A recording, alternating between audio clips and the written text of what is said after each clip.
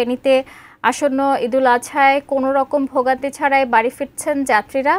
বাসের টিকিট কাউন্টারগুলোতে হয়রানির অভিযোগ পাওয়া যায়নি। ঢাকা চট্টগ্রামের মহাসড়কের ফেনীর মহিপাল থেকে বিস্তারিত জানাতে যুক্ত হচ্ছেন প্রতিনিধি দিদারুল আলম। দিদারুল, কি অবস্থা দেখতে পাচ্ছেন জানাবেন?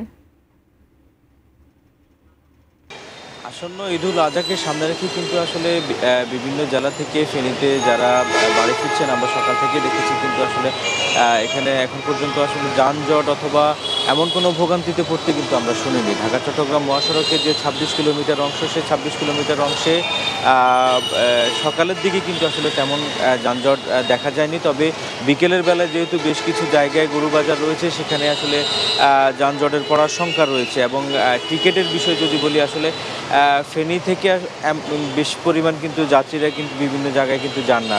এবং ঢাকা চট্টগ্রাম সহ বিভিন্ন জেলা থেকেই কিন্তু যাত্রীরা ফেনীতে আসেন এবং এখান হয়ে কিন্তু নোয়াখালী, লক্ষ্মীপুর সহ বিভিন্ন জেলায় কিন্তু ফেনী থেকেই যান।